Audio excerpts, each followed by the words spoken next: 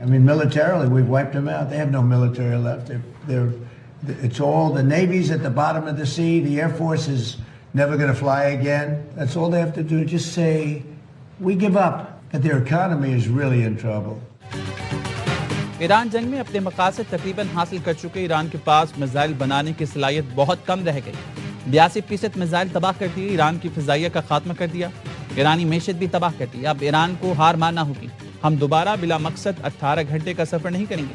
अमेरिकी सदर ट्रंप का व्हाइट हाउस में गुफ्तगू। कहा, पुतिन नहीं चाहते कि ईरान जौहरी हथियार हासिल करे।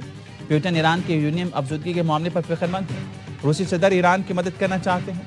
पुतिन से यूक्रेन जंग के बारे में बात की और कहा है, हमारी जंग खत्म होने से पहले तुम्हें जंग खत्म करनी है।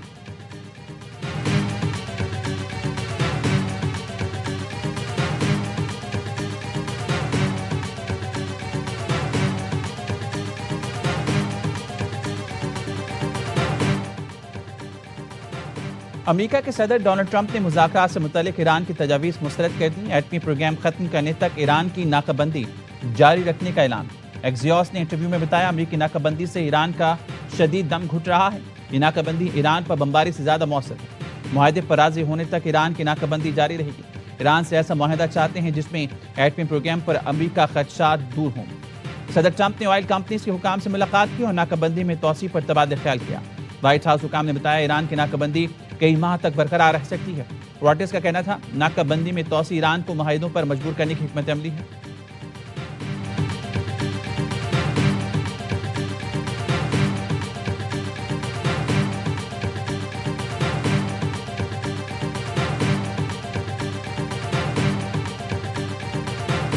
President Trump, unlike other presidents, has had the courage to ensure Iran never gets a nuclear weapon. Existential fight for the safety of the American people. Iran cannot have a nuclear bomb. The $1.5 trillion FY27 budget put forward by the president. अमेरिकी मुज़ाकरातकार Iran से deal के लिए काम कर रहे हैं। America Iran को हरगिज़ एटमी हथियार हासिल नहीं करने देगा।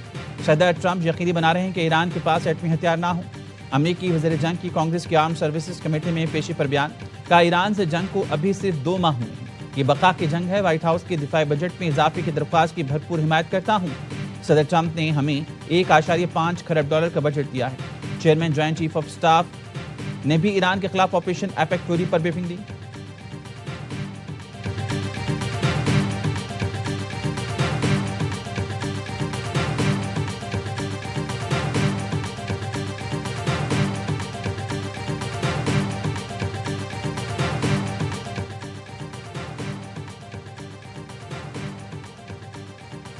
गैर हकीकी और गलत मशवरे फैसलों का हिस्सा बन रहे हैं। 3 दिन में कोई कुआं नहीं फटा।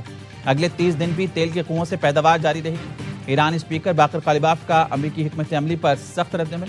कहा, अमेरिकी इंतजामिया को सेक्रेटरी खजाना से फजूल मशवरे मिलते हैं। ऐसे लोग नाकाबंदी के नजरिए को आगे बढ़ा रहे हैं, जिससे तेल की कीमतें $120 तक पहुंच रही हैं। तेल की कीमतों का अगला स्टॉप $140 तक जाएगा।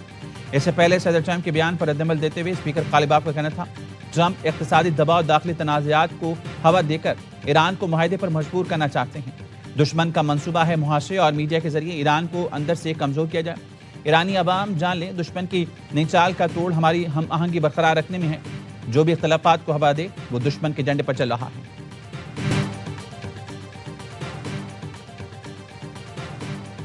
अब मजीद नरमी नहीं बरतेंगे। अमेरिकी सदर ट्रंप का बंदूक उठाकर ईरान को धमकी आमेज पैगाम।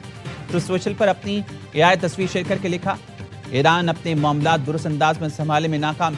लगता है ईरान को गैर जौहरी मुआहदा करना नहीं आता। ईरान को जल्द समझदारी का मुजाहरा करना होगा। शाह चार्ल्स के एजाज में शहीद से खिताब में कहा, मशरिक़ वस्ता में अपने दुश्मन को शिकस्त दी। ईरान को किसी सूरत एटमी हथियार रखने की इजाजत नहीं देंगे।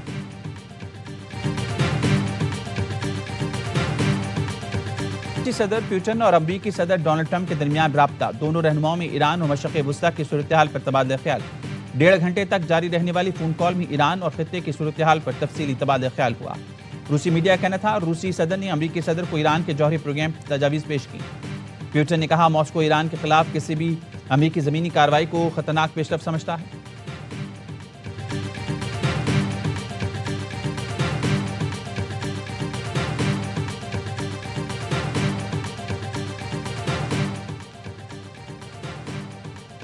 हम ईरानी बंदरगाहों से समुद्री तिजारत को रोकने के लिए बहुत अच्छा काम कर रहे हैं। आज हमने 42वें जहाज का रुख मोड़ दिया जो नाकाबंदी तोड़ने की कोशिश कर रहा था।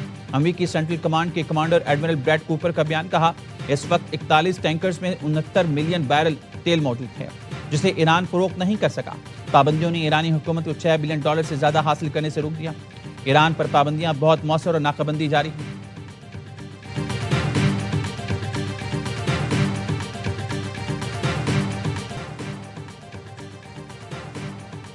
आबने हरूज पर नाकाबंदी तवील होने की खबरें। बैनुल-अक़वामी मार्केट में खाम तेल की कीमतें बढ़ने लगी।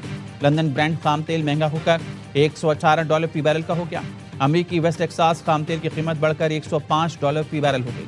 मुत्तहिदा अरब अमारात के बाद मजीद ममालिक का ओपेक से निकलने का इम्कान बढ़ गया।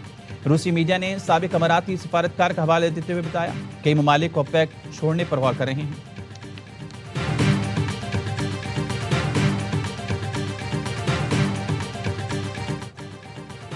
आलमी मंडी में तेल की कीमतों में इजाफा। वज़ीर-ए-आज़म शहबाज शरीफ ने जुम्मे को तेल की नई कीमतें मुकर्रर करने की खबर सुना दी। काबीना इजलास से खिताब में कहा, ईरान अमेरिका जंग के बाद खाम तेल की कीमतें बढ़ गई हैं। इंतहाई मुश्किल वक्त है लेकिन दूसरे मुल्कों की तरह पाकिस्तान में कतारें नहीं लगेंगी। जुम्मे को तेल की नई कीमतों का तयन किया जाएगा। वज़ीर-ए-आज़म ने कहा, ईरान अमेरिका जंग के खात्मे और अमन के लिए कोशिश जारी रहेंगी। नायब वज़ीर-ए-आज़म और फील्ड मार्शल की कोशिशों से जंगबंदी में तोसी हुई। ईरानी वज़ीर ख़ारजा अब्बास अराग़ची ने कहा, अपनी क़यादत से मुशावरे के बाद जवाब देंगे।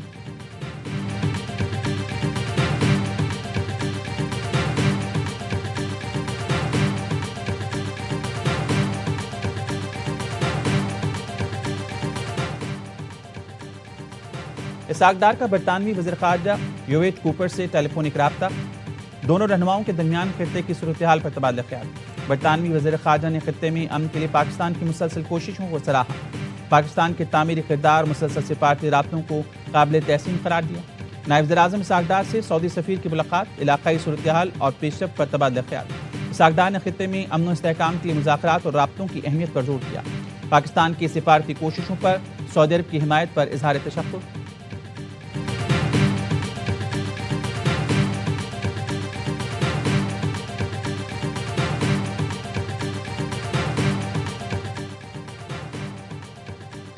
बानी पीटीआई के खिलाफ ममनुआ फंडिंग केस का चलान बैंकिंग कोर्ट में जमा। बानी पीटीआई मरकजी मुलजिम करार। ममनुआ फंडिंग केस की समाअत आज होगी। 190 मिलियन पाउंड केस भी आज इस्लामाबाद हाई कोर्ट में समाअत के लिए मुकर्रम। बानी पीटीआई बुशरा बीबी की सजा के खिलाफ अपील आज सुनी जाएगी।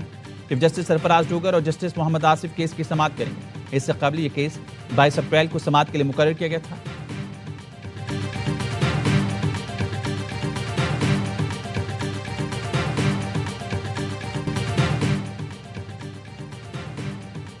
हैदराबाद ने मुल्तान को HBL PSL 11 से नॉकआउट कर दिया। किंग्स बैंड ने पहले एलिमिनेटर में सुल्तान को 8 विकेट से आउट क्लास कर दिया। कज़ाफ़ी स्टेडियम में 160 रन का हदफ हंसते खेलते 16वें ओवर में पार लगा दिया। मुआज़ सदाकत 64 रन बनाकर नाकाबिल शिकस्त मैच के हीरो करार। उस्मान खान ने भी 64 रन की इनिंग खेली। मुल्तान की टीम पहले खेलकर 9 विकेट पर 159 रन बना सकी थी। शान मसूद के 46 गेंदों पर 69 रन की इनिंग रायगा गई। फाइनल में रिसाइकलिंग हैदराबाद की टीम जुम्मे को इस्लामाबाद से 2-2 हाथ करेगी।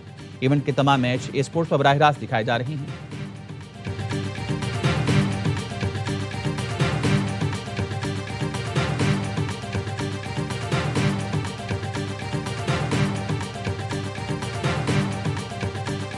स्पेशली 4 मैच हारने के बाद जी। बहुत ब्रिलियंट परफॉर्मेंस है। ऐसा लग रहा था आज मुल्तान सुल्तान का मैच पिशावर ज़ल्मी से हो रहा है। इस तरह की परफॉर्मेंस थे ही नहीं वहाँ। बॉलिंग में भी, बैटिंग बैटिंग में भी और बैटिंग में भी। देखिए बड़ी परफॉर्मेंस, एक जीत उनको मिली है, उसके बाद उन्होंने पीछे मुड़ के नहीं देखा।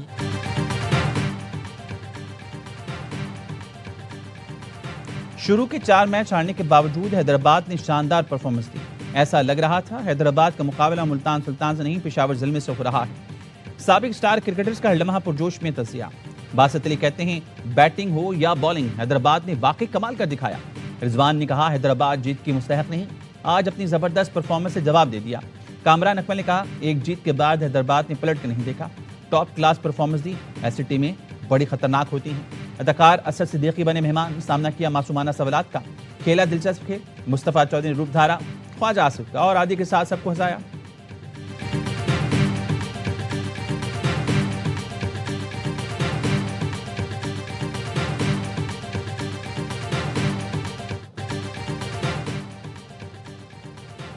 चिन्योट के इलाके लालिया में मकान की छत गिरने से जख्मी 4 अफराद दम तोड़ गए।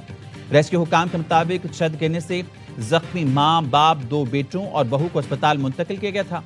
जहां के अफराद में 47 साल तनवीर, 45 साल रजिया, 30 साल वक्कार और 25 साल वक्कास शामिल हैं। 23 साल बहू अस्पताल में जेर इलाज।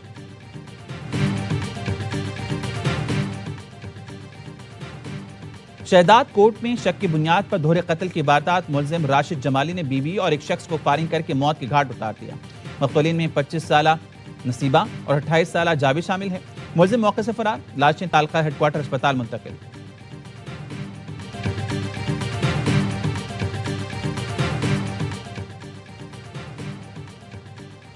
कराची के इलाके गुलजार हिजरी स्कीम 33 में कार पर फायरिंग, एक शख्स कत्ल। शनाख्त 55 साल विंदू के नाम से हुई। वर्षा ने ARY न्यूज को बताया मकतूल सरकारी इदारे का रिटायर्ड मुलाजिम था। चंद साल कबल गाड़ी खरीदी थी। मकतूल उमरकोट से कराची कार पर बतौर टैक्सी चलाता था। मकतूल 8 बच्चों का बाप था। हमारी किसी से कोई दुश्मनी नहीं।